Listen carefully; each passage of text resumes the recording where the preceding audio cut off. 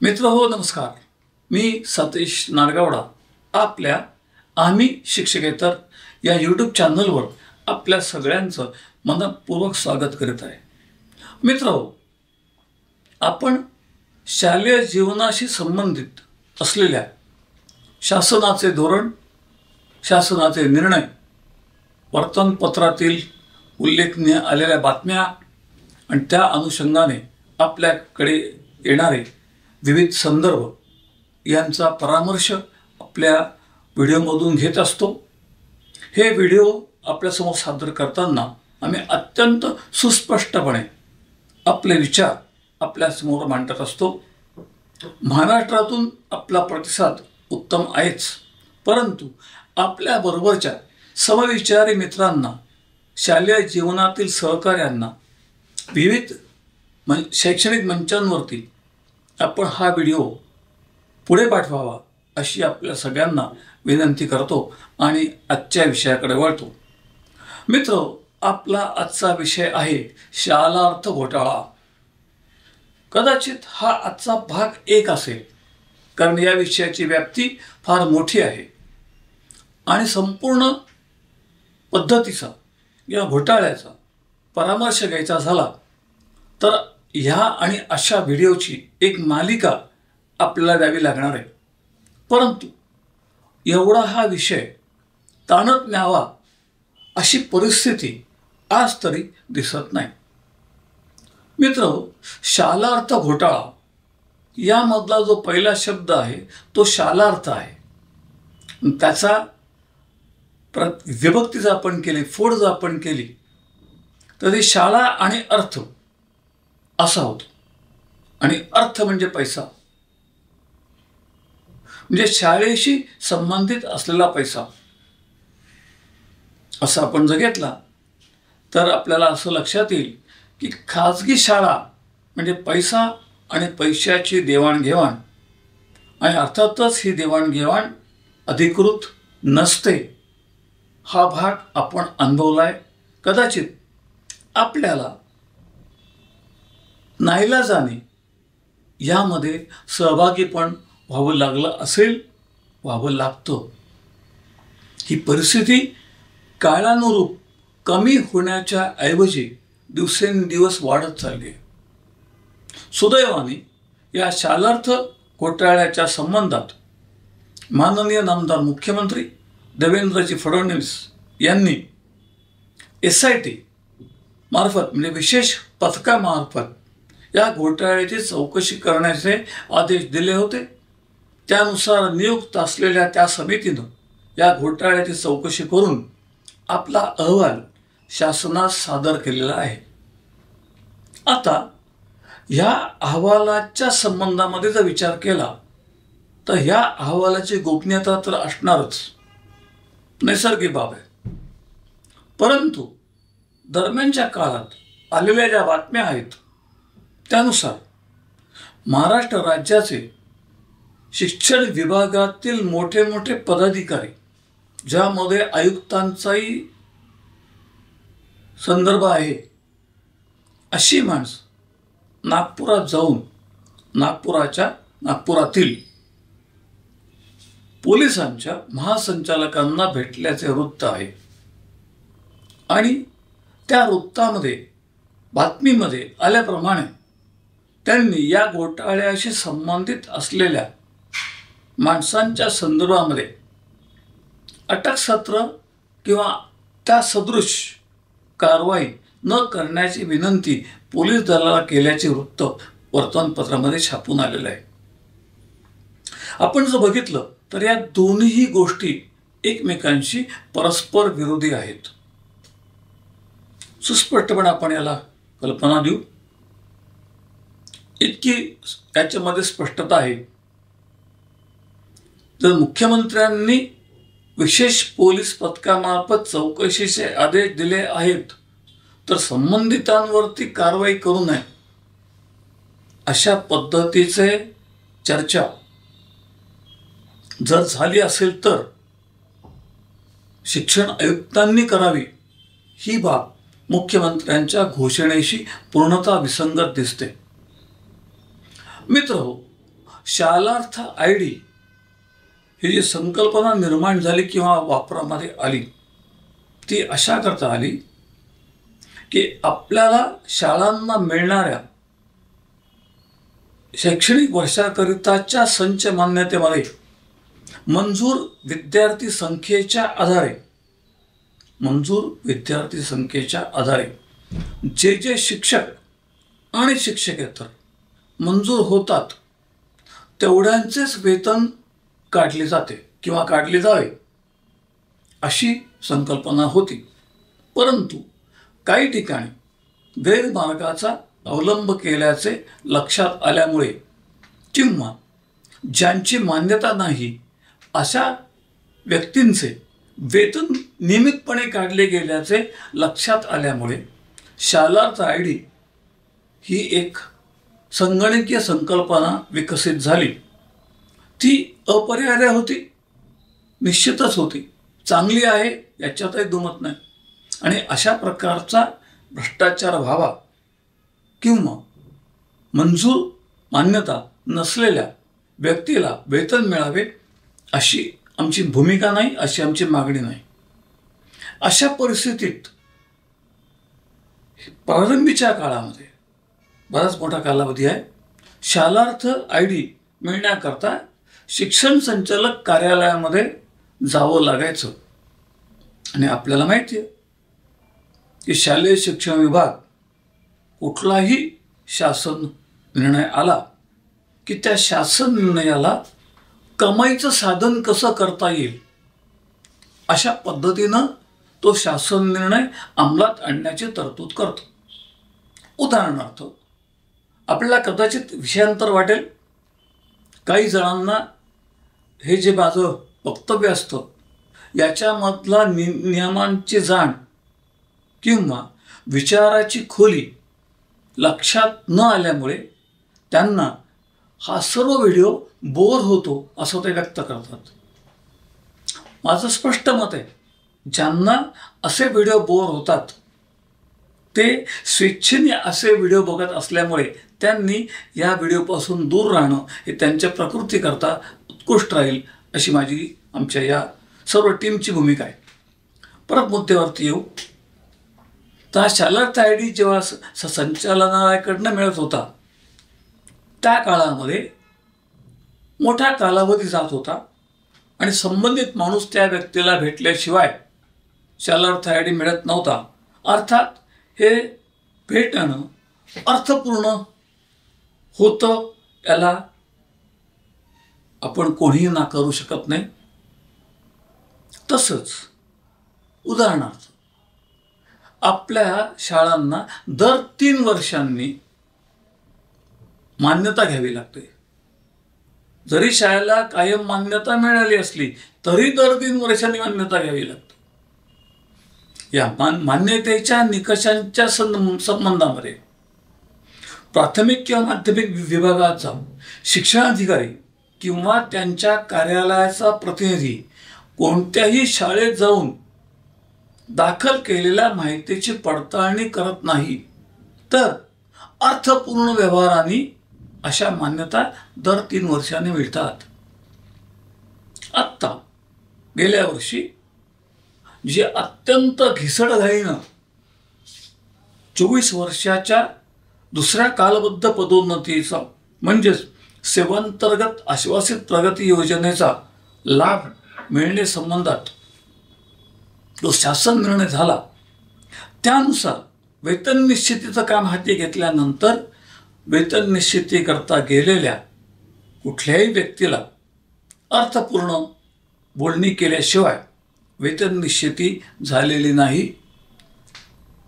शिक्षकेतरांमधला ग्रंथपाल हा घटक आजही अशा वेतन निश्चितीपासून लांब आहे. सांगायचा मुद्दा हे 2च उदाहरणं दिले, अशी असंख्य उदाहरणं आहेत आणि ती सगळे तुम्ही जाणतात. उदाहरणं काय, तुम्ही प्रत्यक्ष त्याचे साक्षीदार आहात. आणि मग ह्या मधल्या काळामध्ये हा संचालनालयाकडचा भार कमी व्हावा म्हणून शालार्थ ID देण्याचं काम हे शिक्षण उपसंचालक कार्यालयाकडे दिलं गेलं. म्हणजेच जी काय 1-2 माणसं होती ती संख्या विभागून एकूण 8 वर नेली. आणि 8 म्हटल्यानंतर 8 त्रिक 24 माणसं, म्हणजे प्रत्येक विभागाला किमान पक्षी 3 माणसं या शालार्थ आयडीच्या संबंधामध्ये पुढे आली आणि वाटाघाटी अजून मोठ्या प्रमाणात विस्तारल्या गेल्या.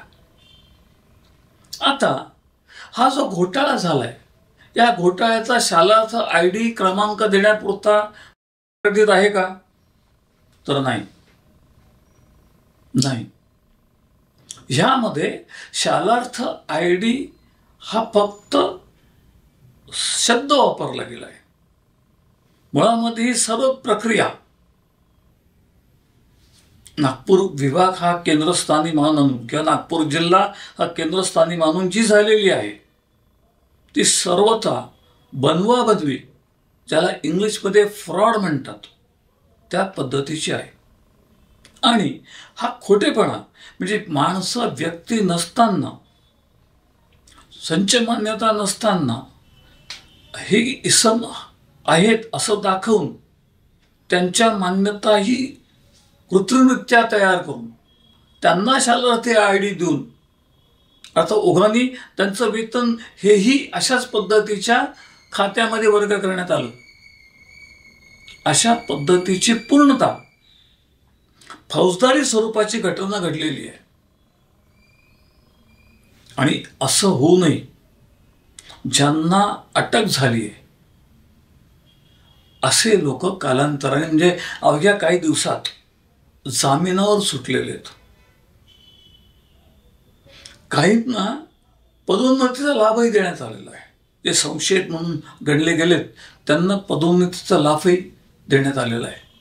आणि मग असं लक्षात आलं की या संबंधामध्ये पाणी कुठतरी खूप खूप खूप खूप खोलवर गेलेलं आहे. आणि मग असे जे खोलवर पोचलेले त्यांचे, आता शब्द रूढ झालाय मस्साजोगपासून, असे ज्यांचे जे आका असतात ते आका यांना वाचवायला येतात. आणि मग अधिकारी येऊन सांगतो की यांच्यावर कारवाई करू नका. आपल्याला माहिती आहे, कुठल्याही स्वरूपाचा आर्थिक गुन्हा फसवणुकीचा घडला त्याला 5 कलम असतात. त्यापैकी एक आपण कलम सर्वत्र प्रचलित आहे, ते म्हणजे 420 फसवणूक. त्या 420च्या गुन्ह्याखाली फौजदारी स्वरूपाचा गुन्हा केला आणि असा संबंधित 48 तासांपेक्षा गजाआड गेला असेल, तुरुंगात गेला असेल, तर असा माणूस निलंबनाधीन समजण्यात येतो. याच्यामध्ये किती लोकांचं निलंबन झालंय माहित नाही, किती लोक जामिनावर सुटलेत कल्पना सांगता येणार नाही, त्यातले किती जण रुजू झालेत कामावर हेही आपल्याला सांगता येणार नाही. काही लोक परागंदा आहेत, पळून गेलेत, त्यांचा तपास लागत नाही. बातम्या काय दिल्या जातात, तो कोणाचा तरी भाऊ आहे, तो अमक्याचा कोणतरी, तो तमक्याचा कोणतरी म्हणून त्याला आश्रय मिळतोय. आपली पोलीस यंत्रणा एवढी कुचकामी झाली आहे. आणि मग जसा हा शालार्थ घोटाळा दिवसेंदिवस मोठ्या गतीने पुढे यायला लागला, तसतसं एकेका जिल्ह्यामध्ये त्याची पाळंमुळं आणि अस्तित्व जाणवू लागलं. त्यामध्ये पाठोपाठच गोंदिया जिल्हा आला, बुलढाणा जिल्हा आला, संभाजीनगर, त्याच्यानंतर आत्ता नुकतं जळगावमध्ये सापडलं. हे सर्वत्र आहे, सर्वत्र आहे. मी तुम्हाला माझ्या पाण्यातला एक जिल्हा नाव न घेता सांगतो. त्या जिल्ह्यामध्ये एक व्यक्ती 15 वर्ष शालेय शिक्षण विभागात यानं त्या पदावरती बदल्यांनी फिरते, नाशिक सोडून बाहेर गेलेले नाही. बदली झाली होती, गेली नाही. शासन स्तरावरती बदलीच्या जागी न जाणं हा पायंडा आहे काय? आणि तो शासन सहन करतो. यांची मजुरी, कर्मचाऱ्याची मजुरी सहन करायची. आणि सर्व वर्तमानपत्रामध्ये बातमी छापून आली की आपलेच बांधव, ते शिक्षक असतील, शिक्षकेतर असतील, त्या बातमीला, वर्तमानपत्रात आलेल्या बातमीला आपापल्या प्रसिद्धी देत होते आणि त्यावरती आपली मतं व्यक्त करत होते. परंतु यापैकी कुणीही अशा व्यक्तींना आजवर पकडून दिलं, लाचलुचपत प्रतिबंधक खात्याला कळवून यांची कोंडी केली, असं उदाहरण माझ्या समोर जे आहे आता ते फक्त सांगली जिल्ह्यातलं आहे. सांगली जिल्ह्यामध्ये अक्षरशः, कारण ही व्यवस्था आजची नाही आहे. स्वातंत्र्य मिळाल्यापासूनच हा भ्रष्टाचार दिवसेंदिवस बोकाळला आहे. अनंत कारण आहेत. मी त्या कारणात आत्ता गेलो तर आपल्याला एका व्हिडिओ पुरणार पण नाही, काही व्हिडिओ लागतील. ही पद्धत बोकाळली आहे. ही इतकी भयंकर आहे, इतकी भयंकर आहे की अक्षरशः उच्च न्यायालयाच्या न्यायाधीशांपर्यंत ती झिरपली आहे. त्याही ठिकाणी त्या न्यायाधीशाची चौकशी पोलीस मार्फत झालेली नाही, ही बाब लक्षात घ्या. आणि या सगळ्या गोष्टींचा जेव्हा वर्तमानपत्रामध्ये उहापोह झाला तेव्हा काही एका माजी आमदारांनी, शिक्षक आमदार आहेत माझी, त्यांनी आरोप कोणावर केला तर खाजगी शाळांच्या संचालकांवरती. खाजगी शाळांच्या संचालकांना याच्याशी काय संबंध आहे?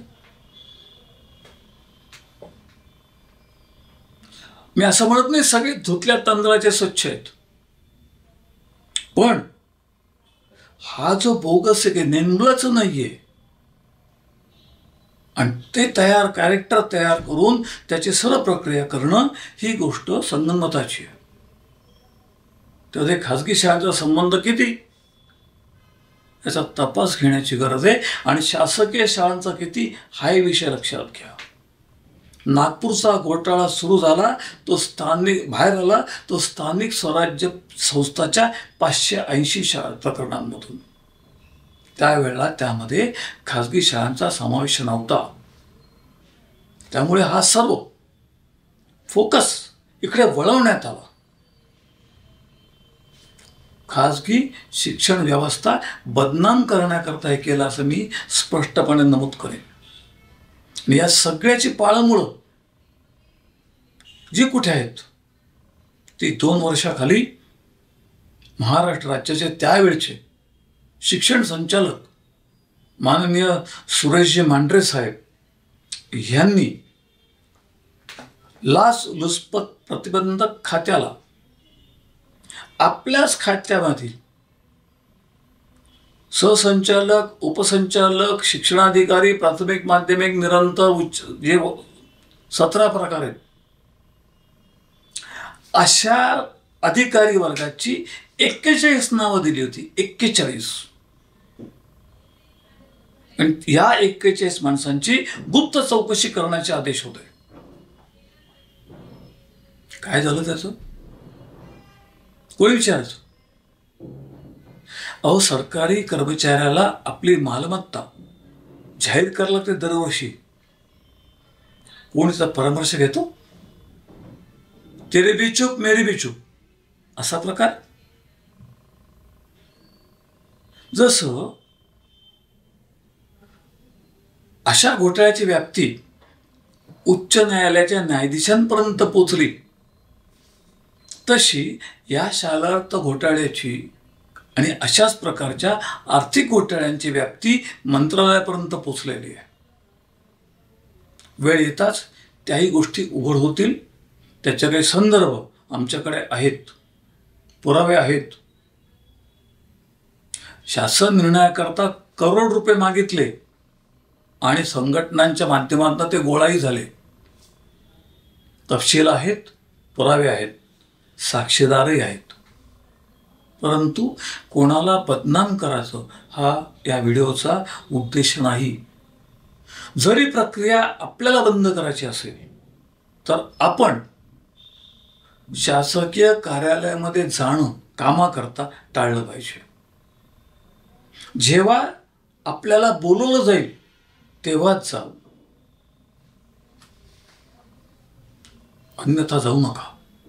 आणि एक गोष्ट लक्षात ठेवा, आपल्या जिल्ह्यात काही विशिष्ट माणसं शासकीय कार्यालयात आपल्याला वारंवार दिसत असतील तर त्यांचे आपले स्नेहाचे संबंध बाजूला ठेवून आपण त्यांची नावं कळवणं गरजेचं आहे. कारण अशी जी माणसं आहेत, ही माणसं अशा लोकांचे दूत मध्यस्थ बनवून काम करतात. एक जिल्ह्याचं उदाहरण देतो. असाच शालेय स्तरावरती, निलंबन म्हणत नाही, अतिरिक्त असेल अशा पद्धतीचा एक कर्मचारी होते भरपूर, मी त्यातलं एक उदाहरण देतो. एक कर्मचारी जिल्हा परिषदमध्ये दैनिक कामाला जात असे आणि जेव्हा लाचलुचपत प्रतिबंधक कायद्यानुसारच्या पथकाने त्या कार्यालयावरती ज्या वेळेला रेड टाकली त्यावेळेला सरकारी कर्मचारी बाजूला सरकले आणि हा शाळेचा माणूस त्यामध्ये पकडला गेला आणि त्याच्यावरती सर्व गुन्ह्याची नोंद झाली. ही घटना रायगड जिल्ह्यातली आहे.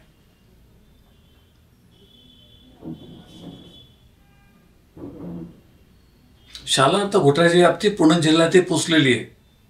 तेही संदर्भ आहेत.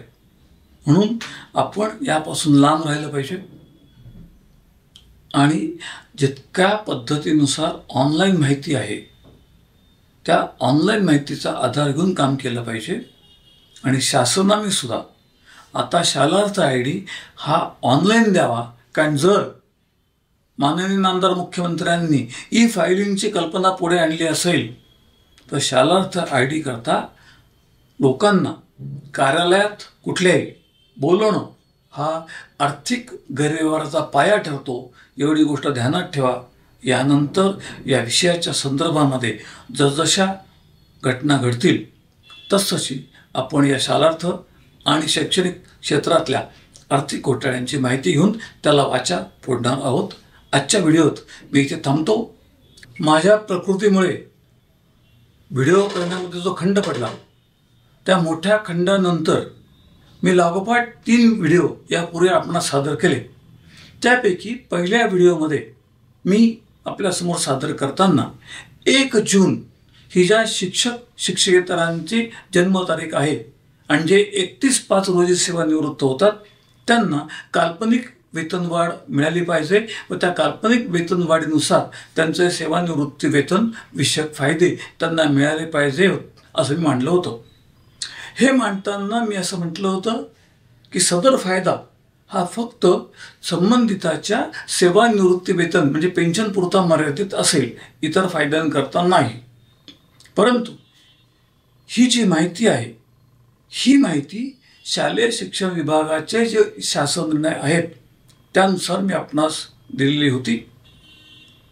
परंतु आपल्या आम्ही शिक्षकेतराचे सदस्य रवींद्र गिरी, धामणगाव रेल्वे, अमरावती यांनी ही चूक माझ्या लक्षात आणून दिली व त्यांनी मला दाखवली की 28 जून 2023 रोजीचा जो शासन निर्णय आहे त्यामध्ये सेवानिवृत्ती विषयक सर्व लाभांकरता म्हणजे पेन्शन, ग्रॅज्युटी, पेन्शन विक्री आणि रजा रोखीकरण या सर्व बाबींकरता काल्पनिक वेतनवाढ ग्राह्य धरली जाईल असा तो शासन निर्णय आहे. आपण ही दुरुस्ती नोंद करून घ्यावी व माझी दिलगिरीही स्वीकारावी. तसंच लागोपाठच्या 2 व्हिडिओमध्ये जे आपण व्हिडिओच्या करता त्याला शीर्षक देतो ते शीर्षक देताना शीर्षकाची अदलाबदली झाल्यामुळे शीर्षकाचा संदर्भ त्या व्हिडिओमध्ये नव्हता. कोणतरी एकाने थोडी नाराजी व्यक्त केली त्यांचे मी दिलगिरी व्यक्त करतो, आभारही मानतो की त्यांनी ही चूक लक्षात आणून दिली. आणि या संबंधामध्ये हे बघा, चूक आहे ती आहे, कबूल करण्यामध्ये कमीपणा नसावा, तो आमच्यात नाही. आम्ही मोठ्या मनानं ही दिलगिरी व्यक्त करतो. आपणही माझे सर्व सहकार्य, आपण मला या संबंधामध्ये माफ कराल आणि यापुढे काम करण्यास पाठबळ द्याल याची खात्री व्यक्त करतो. आणि मी माझे सर्व सहकारी अभय सातपुते, कोपवाड सांगली, अजय अरदवाड लातूर, अविनाश पसारकर वाशिम, अमोल सोनवणे नाशिक, अमोल ठाकरे अमरावती हे आयकर सल्लागार आहेत,